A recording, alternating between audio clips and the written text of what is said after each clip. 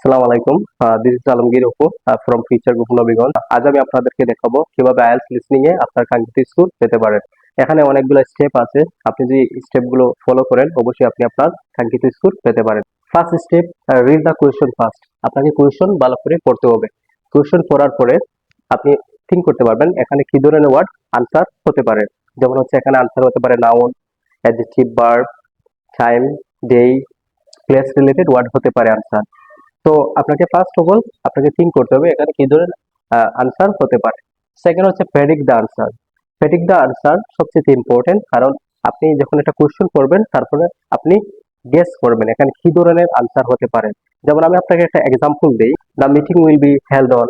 দেখেন আপনি যে সময় দেখবেন the meeting will be held on, তখন আপনি বুঝতে পারবেন এখানে একটা ডে বা ডেট আনসার হতে পারে। যদি আপনি আগ থেকেই বুঝতে পারেন এখানে আনসারটা কি হবে, তখন আপনার আনসার দেওয়াটা অবশ্যই ইজি হবে। থার্ড হচ্ছে ফলো দা কিওয়ার্ডস।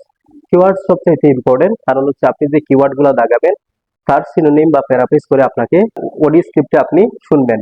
তো আপনি যখন কিওয়ার্ডটা দাগাবেন আপনি থিঙ্ক করবেন এই ওয়ার্ডটার কি সিনোনিম বা প্যারাফ্রেজ আনসারটা হতে পারে। নাম্বার 4 হচ্ছে ডিস্ট্রাকশন। ডিস্ট্রাকশন হচ্ছে আপনাকে ট্র্যাপে ফেলানোর জন্য আইএলটিএস লিসনিং স্পিকার আপনাকে প্রথমে ভুল আনসার বলতে পারে, তারপরে আপনাকে সঠিক আনসার বলতে পারে। যেমন এক্সাম্পল হিসাবে আমি আপনার যদি বলি, I think the price was 50 pounds, কিন্তু আপনাকে আবার এসে বলতে পারে ও নো সরি ইট ওয়াজ 15। তো আপনাকে ডিস্ট্রাকশন সম্পর্কে এবার হতে হবে যাতে আপনার আনসারটা ভুল না হয়। নাম্বার 5 হচ্ছে চেক স্পেলিং। আপনাকে বানান ভুল করা যাবে না। আপনি হচ্ছে রেগুলার আইএলটিএস লিসনিং টেস্ট দেওয়ার সময় আপনি স্পেলিং গুলো লিখবেন।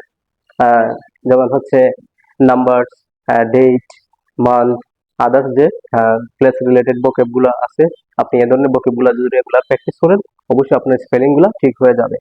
নাম্বার 6 হচ্ছে ফলো দা ওয়ার্ড লিমিট। আপনাকে যদি ইনস্ট্রাকশনে বলে write one word only, write two words only, আপনাকে এর উপরে আপনি আনসার লিখতে পারবেন না। যদি আপনি 3 ওয়ার্ডস আনসার লেখেন তখন আপনার আনসারটা ভুল হবে।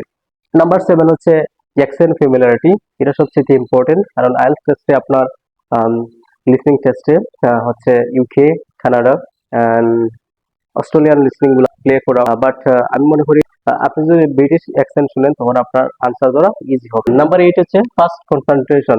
কনসেন্ট্রেশন মিনস আপনি কতটুকু মনোযোগ ধরে আপনি লিসনিংটা শুনতে পারছেন। যখন অনেক অনেক আইএলটিএস স্টুডেন্ট বাসায় যখন টেস্ট দিয়ে থাকে তখন তারা বলে কিওয়ার্ড দাগাতে দাগাতে তাদের আনসার গুলো এক দুইটা চলে যায়। তো আপনি যদি ভালো করে কনসেন্ট্রেশন ঠিক রাখেন তখন কিন্তু আপনার আনসার যাওয়ার চান্স নেই। আপনি এমনভাবে কনসেন্ট্রেশন রাখবেন আপনার পরিবেশের জন্য, এনভায়রনমেন্টের জন্য নীরব থাকে, মানে সাইলেন্ট থাকে। আপনি গভীর মনোযোগ দিয়ে কনসেন্ট্রেশন রেখে আপনার আনসারটা দেওয়ার ট্রাই করবেন। দেন হচ্ছে নাম্বার 9, সিঙ্গুলার, প্লুরাল, মিস্টেক্স।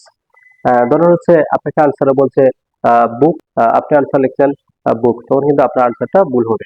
তো এসব স্পেলিং কিন্তু আপনি ভুল করতে পারবেন না। আশা করি এই ভিডিওটা আপনাদের জন্য অনেক উপকৃত হবে। আপনি যদি স্টেপগুলো ফলো করেন অবশ্যই আপনার কাঙ্ক্ষিত স্কোর আসবে। সো সবাই ভালো থাকবেন। আল্লাহ হাফিজ।